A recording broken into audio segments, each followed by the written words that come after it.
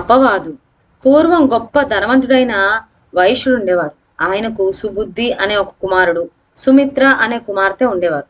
ఆయన చనిపోతూ తన కొడుకుని దగ్గరికి పిలిచి, నాయనా, నా అనంతరం మన వ్యాపారం చక్కగా సాగించు. నీవు చెల్లెలు సఖ్యతగా ఉండండి. ఇదే నా తుది కోరిక అని చెప్పాడు. తండ్రి పోయిన కొద్ది కాలానికే సుబుద్ధి 3 నౌకల మీద సరుకులు వేసుకొని దేశాంతరాలకు బయలుదేరేటప్పుడు అతను తన చెల్లెలతో, చెల్లి, నేను చాలా కాలానికి గాని తిరిగి రాను. నేను లేని సమయంలో నీవు నీ ధర్మాన్ని అతిక్రమించవద్దు, పరులతో ప్రసంగించవద్దు అని చెప్పాడు. తిరిగి ఎప్పుడు కలుసుకుంటామోనని సుబుద్ధి తన చిత్రరూపాన్ని తన చెల్లెలకిచ్చి ఆమె చిత్రరూపాన్ని తన వెంట తీసుకొని నౌకలతో సముద్రం మీద బయలుదేరాడు. 2 ఏళ్లు గడిచాయి. 3వ ఏడు నడుస్తోంది. సుబుద్ధి నౌకలు ఒకానొక రేవు పట్టణం చేరుకున్నాయి. అక్కడ లంగర్ దించి తన వెంట ఒక గిన్నెలో రత్నాలు, రత్న కంబలాలు మొదలైన బహుమానాలు తీసుకొని సుబుద్ధి ఆ దేశపు రాజు సుదర్శనుడి వద్దకు వెళ్ళాడు. తాను తెచ్చిన బహుమతులు సుదర్శనుడికి సమర్పించి తమ దేశంలో వ్యాపారం చేసుకోవటానికి అనుమతి ఇవ్వండి అని సుబుద్ధి అడిగాడు. సుబుద్ధి తెచ్చిన బహుమానాలు చూసి సుదర్శన రాజు చాలా ఆనందించాడు. ఏ వన్జుడు కూడా తనకలాంటి అమూల్యమైన బహుమతి ఇచ్చి ఉండలేదు. అందుచేత సుదర్శనుడు సుబుద్ధి కోరిన ప్రకారం వ్యాపారం చేసుకునేటందుకు అనుమతినివ్వటమే గాక అతను నౌకలో తెచ్చిన వస్తువులను చూడ్డానికి సపరివారంగా రేవు కూడా వచ్చాడు. నౌకలోని వస్తువులను చూసి ఆనందిస్తున్న సుదర్శన్ రాజు కన్ను సుమిత్ర చిత్తరుపై పడింది. ఎవరి సుందరవతి అని సుదర్శన్ రాజు సుబుద్ధిని అడిగాడు. ప్రభు, ఆమె నా చెల్లెలు.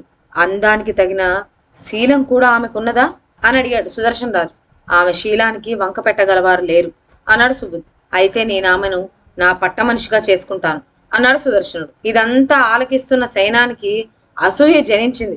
చివరికి వైశాంగన మాకు రాణి కావటమా, మా భార్యలు ఈమెకు సేవ చేయటమా అనుకున్నాడు దుర్మార్గుడైన సేనాని. అతను పైకి మాత్రం ఈ విధంగా అన్నాడు. ప్రభు, ఈ స్త్రీని నేను బాగా ఎరుగుదును. ఈమె దుశ్శీల. ఈ మాట వినగానే సుదర్శనుడికి సుబుద్ధిపై ఆగ్రహం కలిగింది. దుశ్శీలను శీలవతి అని ఎందుకు చెప్పావు? నీ తల తీయించేస్తాను అన్నాడు రాజు సుబుద్ధితో. ప్రభు, మీ సేనాని చెప్పేది అసత్యం. చేతనైతే అతను ఆ మాటలు రుజువు చేసుకోమనండి. నా చెల్లెల్ని ఎరుగుదును అంటున్నాడు కాబట్టి ఆమె వేలి ముద్రికను తీసుకురమ్మనండి. ఆమె పుట్టుమచ్చ ఎక్కడ ఉందో తెలుసుకొని రమ్మనండి అన్నాడు సుబుద్ధి. సుదర్శనుడికి ఇది న్యాయంగానే తోచింది. ఆయన తన సేనానితో, 2 నెలల కాలంలోగా నీవు ఈ స్త్రీ ఉంగరము, పుట్టుమచ్చ రహస్యము తెలుసుకొనలేకపోయినట్లయితే నీ తల తీయించేస్తాను అని తెలియపరిచాడు. సేనాని వెంటనే ప్రయాణమై సుమిత్ర ఉండే దేశానికి వచ్చాడు. అక్కడ ఒక పేదరాశి పెద్దమ్మ వద్దకు వెళ్ళి తన పని చెప్పి, పెద్దమ్మ, నాకు ఈ పిల్ల పుట్టుమచ్చ రహస్యం ఉంగరము తెచ్చి పెడతావా? నీకు అంతులేని బంగారం ఇస్తాను అని ఆశ పెట్టాడు. పేదరాశి పెద్దమ్మ ధనాశ చేత సుమిత్ర ఇంటికి వెళ్ళి ఆమెతో ఆ కబుర్లు ఈ కబుర్లు చెప్పి ఆమె వీపు మీద ఎడమ వైపున పుట్టుమచ్చ ఉన్నట్లు తెలుసుకొని ఆమె ఉంగరాన్ని కూడా తస్కరించి తెచ్చి సేనానికి ఇచ్చింది. సేనాని వెంటనే ప్రయాణం కట్టి స్వదేశానికి తిరిగి వచ్చి సుదర్శనుడికి సుమిత్రి ఉంగరము, పుట్టుమచ్చ రహస్యము తెలియజేశాడు. సుమిత్రిపై వేసిన అపవాదంను సేనాని రుజువు చేశాడు గనక సుదర్శనుడు కోపంతో సుబుద్ధికి మరణదండను విధించాడు. కానీ సుబుద్ధి ఒక కోరిక కోరాడు. నేను ఈ దూరదేశంలో మరణించే ముందు ఒక్కసారి నా చెల్లెల్ని చూడాలనుంది. ఆమెను పిలిపించి ఒక్కసారి కలుసుకోనివ్వండి. తర్వాత నిశ్చింతంగా మరణదండను అనుభవిస్తాను. దీనికి సుదర్శనుడు అంగీకరించాడు.